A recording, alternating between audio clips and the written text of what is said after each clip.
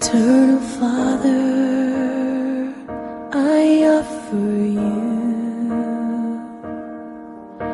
the body and the blood.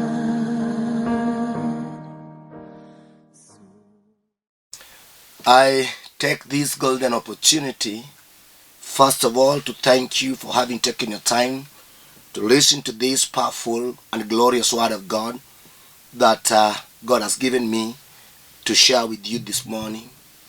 I want, first of all, before I proceed in telling you what God has already put in my heart, is to read with me the book of Genesis from chapter 1, 26. Chapter 1, verses 26. That goes this way. And God said, let us make man in our image, after our likeness, and let them have dominion over the fish of the sea, and over the fowl of the air, and over the cattle, and over all the earth, and everything creeping, and every creeping thing that creepeth upon the earth. I still go to 28. And God blessed them, and God said unto them, be fruitful, and multiply, and replenish the earth, and subdue it, and have dominion over the fish of the sea, and over the fowl of the air, and over every living thing that moveth upon the earth. I want to talk about the powerful word of God that is stipulated in the Bible, in the book of Genesis, as I have already read. The word of God that is personalized, that has got all the abilities, capabilities, all the authorities, and all the power to transform your life, and to transform your way of living, and to transform your perception, and to give you a renewal of mind, give you a beginning in your life. The word of God is meant to give a beginning. That's why people talk about it. That's why people preach about it. That's why people talk about it. I want you to get it right. In the beginning, as I've read, that after creating everything, in the day 1 up to day 6, the reason why man was created in the day 6 is because in the mind of God, there existed man. Man was in the mind of God. So God could have not taken man out of his mind without, first of all, to have prepared a place, a beautiful place that this man could have existed. And that's why he created the world first, created earth and everything that is here. He created the heavens, he created the fowls in the air, he created the creeping, you know what I mean? He created animals in the wilderness. He created everything that could make man be happy in his existence. And that's why after completion of all this, the last one was to be man. That is the time that man was extracted from the mind of God and was made. I want you to get it right. Man was made in the likeness of God. What's the likeness of God? God is powerful. God is very powerful. God is dominant. God himself. God is wise. Yes. God has got order. And that's why the Bible says that it's not a God of confusion. It's not an author of confusion. Man was to be the most manageable creation on earth. God made him. And after that, God told that man that he'll have dominion over everything that is seen here on earth. Everything shall be coming unto you as the most loved, as the most powerful creation on earth. Man was not meant to die. Like God does not die. He was meant to live forever. Man, eternity. I I want you to get it right, because there is a time that you need to know the truth. After God had created man and breathed the life in him, he told the man that you got to have dominion over all the creations, all the birds in the air, all the fishes in the sea, all the animals on earth, and everything that creeps. You got to have dominion over it. So man was meant to have dominion over the seen and the unseen. Whether you are big or small, whether you are an elephant or a lion, whether you are a giraffe or whatever animal you are, God had to have dominion over you. But you know, the power and authority was extracted from man, but the devil, as I said here before, the man remained without any power and any dominion and any authority. He remained without anything. But I thank God that we got to go back to the original position that God had already put us. God had a plan for man. And that's why he came by himself for his own people. So that he could redeem us. He could salvage us. He could take us from that sinful nature that we had already indulged in. That was caused by the devil. I think you know what I mean. God had another second chance for man. And that's why he came by himself. And he died on the cross. And was buried. And the third day he came out. Full of victory. Full of authority and power. It is because of his resurrection that we are powerful. And it is because of his resurrection that we are saved.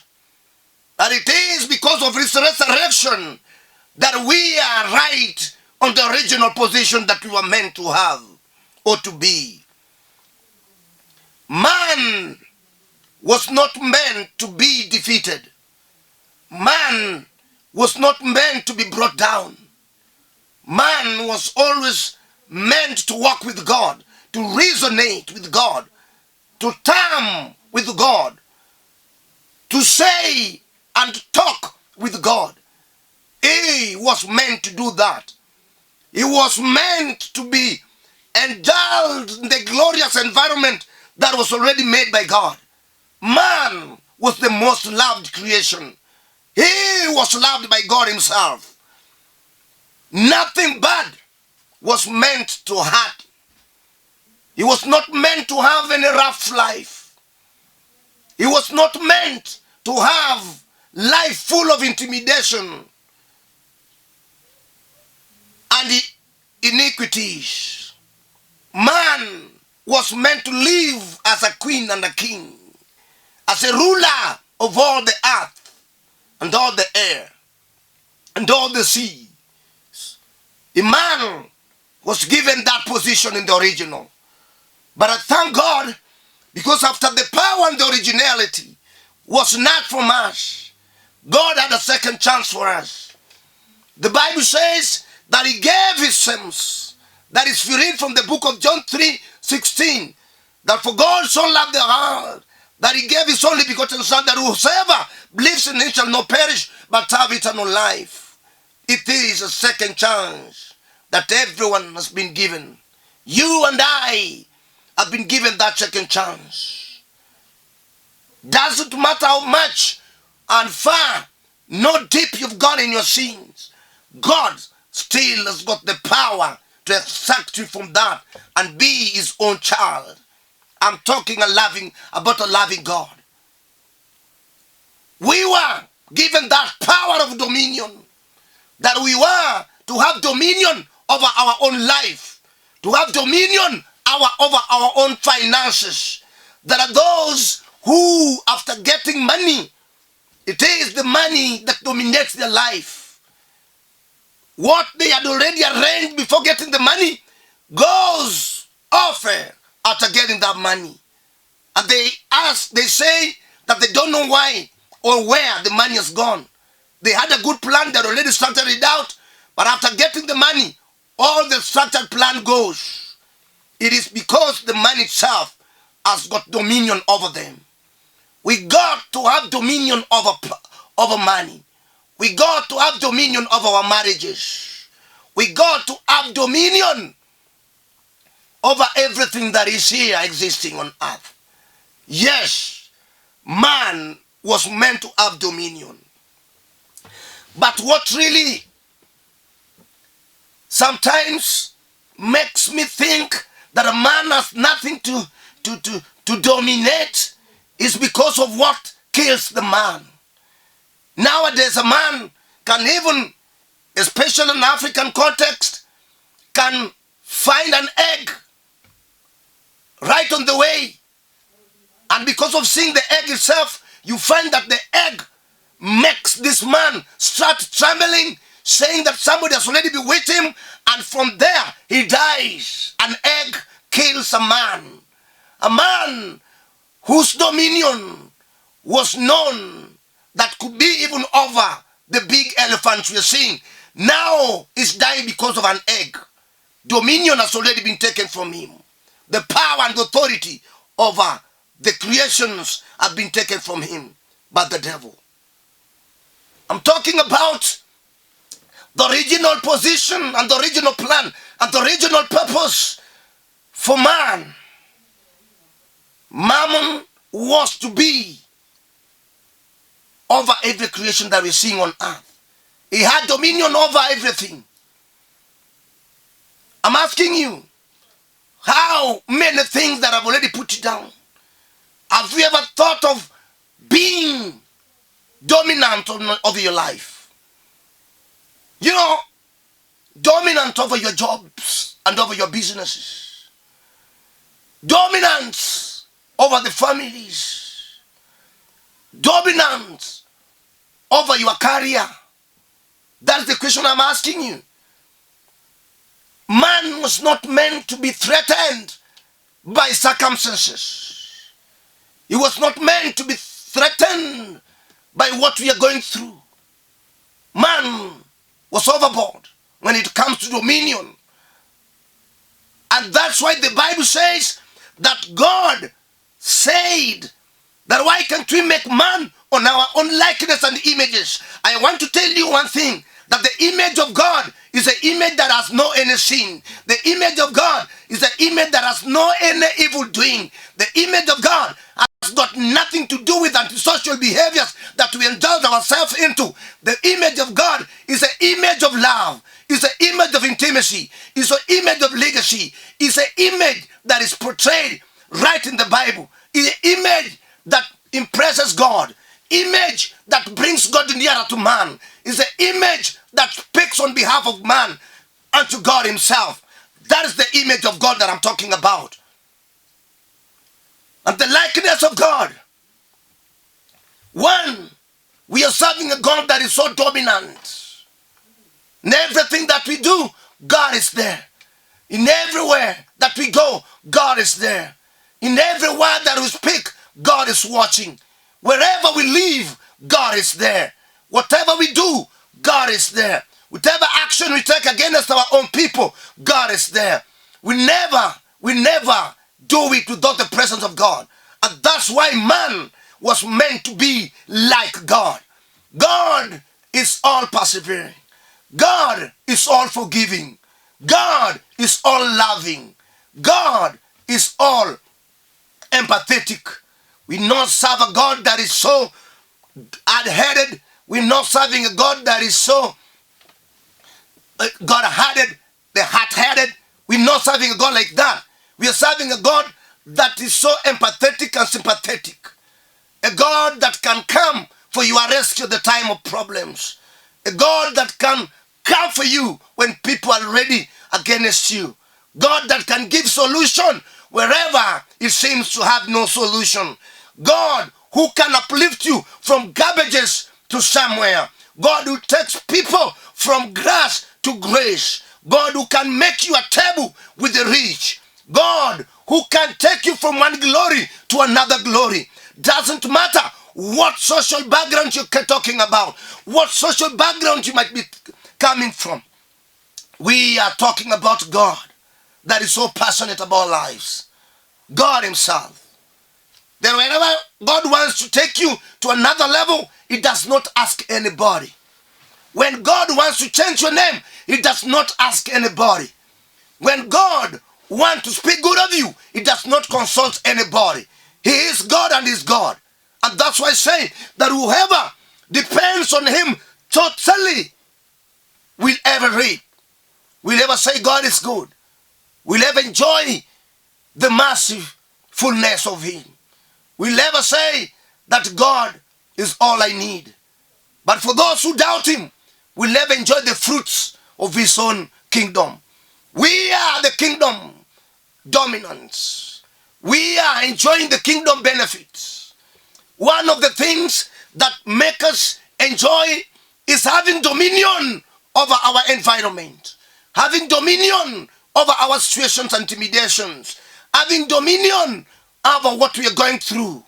I know that there are those who are suffering from medical problems. I know that there are those who are suffering from addiction. I know that there are those who are suffering from social and cultural ties. But it is good that today I speak to you a word that can make you be free and free indeed. Because the Bible says that for those who have already known the truth have been made free and free indeed. Free to do what? To dominate over your life. Free to do what? To dominate your environment. Free to do what? To dominate whatever you're doing. To dominate the natural. We are supernatural. For he who is supernatural is already in our belly. And that's why the Bible says that he that is in our heart is greater than he that is on the earth. You are a child of the highmost God. You are a child of God. The glorious one, the heir of David, the King of kings, the Lion of the house of Judah. Yes, the crucified, the resurrected, a friend to Lazarus, the overcomer of death and inflations. Yes, he is God of all seasons and all years. He is God. Doesn't matter how low you are, how people have already intimidated you, how people have mocked you, have teased you, have brought you down, have given you names. Doesn't matter. What matters is, have you risen up? Have you recognized Christ as your Savior? Immediately after the recognition, he is coming to you and for you. And whenever God comes for you, he will never leave you the same. He'll give you a new name. He gave a name to Saul, and he was called Paul. He gave a name to Sarai, and he was called Sarah. He gave a name to Abraham, and he was called Ibrahim. He gave a name to Jacob, and he was called Israel. A God who changes not, but can change situations. There is a time that I need to tell you that you got to go back to the original position that God had already positioned you. You got to go back to your senses and resonate a little bit. You got to ask yourself questions that the life that you are undergoing, is it the life that you are meant to? No. The destiny, the purpose for which one was made, that is not the purpose for which you are made. The purpose was not lamentation. The purpose was not crying. The purpose was not asking yourself questions that have no answers. The purpose was not sickness. The purpose was not distress and stress. The purpose was not diabetes. The purpose was not pressure. The purpose was not the disease that is already in your biological system. That was the purpose of God. The purpose for God, the original purpose of God, was you to enjoy his fullness and his glory. The purpose of God for you was to make you feel that you are fathered, that you are cared for, that you are secured, that you are bought, that you enjoy the fullness of God. That was the purpose. But if what is happening to you does not match what I've spoken out, then you are in the wrong place. You are in the wrong position. You got to go back and reason a little bit and say, no, God, I was not meant to be sick. I need to be healed. And that is the moment that the healing of God will come to you. You are not meant to be poor. Poverty is satanic. The moment you struggle, the moment you come up and get what you want, is the same moment that you don't get it. That is not the purpose of God. The purpose of God on you was to have dominion over everything. I know that those who are suffering financial constraints, they are suffering heavily. They don't have money to pay for their rents, don't have money to pay for their children's school fees, don't have money to do any physical development. But I tell you one thing that the Bible says, that the Lord we serve is the owner of gold and silver, is the owner of the cattle you're seeing around, the owner of everything. That if I am a child of such a God, then why should I lack? Should always not be lacking. I tell you, my sister and my brother, I know that you might be undergoing a serious problem in your marriage. I know that you might be undergoing a serious problem in your career. I know that you might be undergoing a serious problem in your studies, in your domestic life. The solution is, go back to the original purpose. Are you having the authority that you are meant to have? Are you having the powers that you are meant to have? Are you having the likeness and the image of the highmost God? Or your image has been distorted by the devil, has been distracted by the enemy? Are you seeing yourself in a mirror and say, this is me that I was meant to be? Have you ever asked yourself that the life you're undergoing is the one that you are meant to have? No, that is not the life that you're meant to have. You're meant to enjoy the fullness of God's glory and God's power. To walk as a prince and a princess. To talk as a king. To talk with power and authority. To exercise the kingdom of God here on earth. God is here to change you. God is here to give you back what you had already lost. God is here to make you a new name. God is here to have you on the same position that he meant to have you. God is here to let you know that he's there caring for you. God is here to let you know that he's there babying you, putting you in the right position. The world that we're living in is displacing people and misplacing people.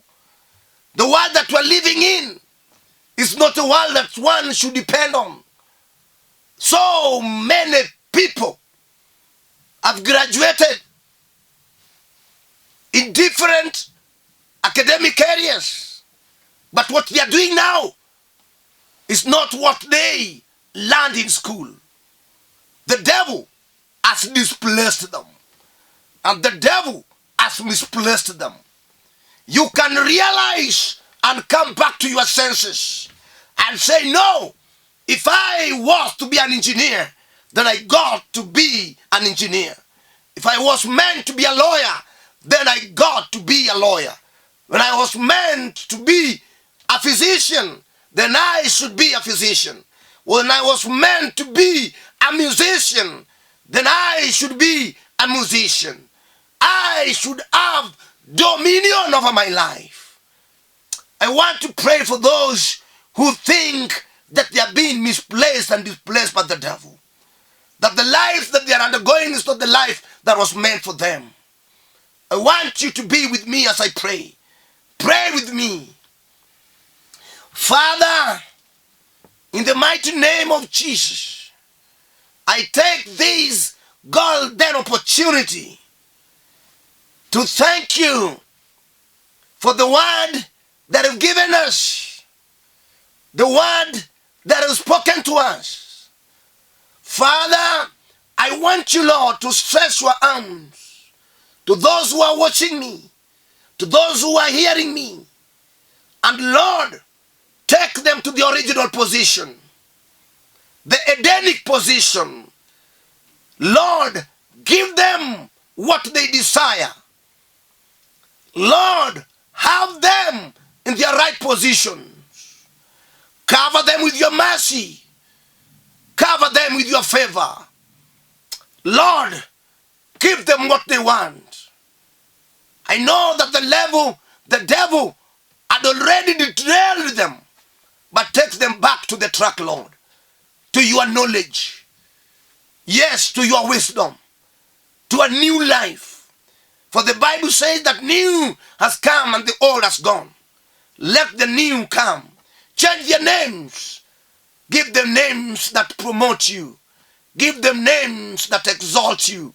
Give them names that make them remember your mighty hand. Father, thank you. I am praying for the finished work at Calvary Ministry in Kenya and over. I'm also praying for those who are engaged themselves in the spreading of the gospel. God bless them. Bless everybody that is hearing me. I pray, trusting in the mighty name of Jesus. Amen. For those who want to know me, who want to take my number for later communication, this is my number. 07 400 87 57 5. I repeat it. 07 400 87 57 5. In case you want to talk to me on person, that is my number. And in case you want to come to my church, where I worship and where I minister, you come to a place called Olympic in Kibera. You alight there. You call me using the same number. I'll take you from there to the church. May God bless you. Bless you abundantly. Shalom, shalom, shalom.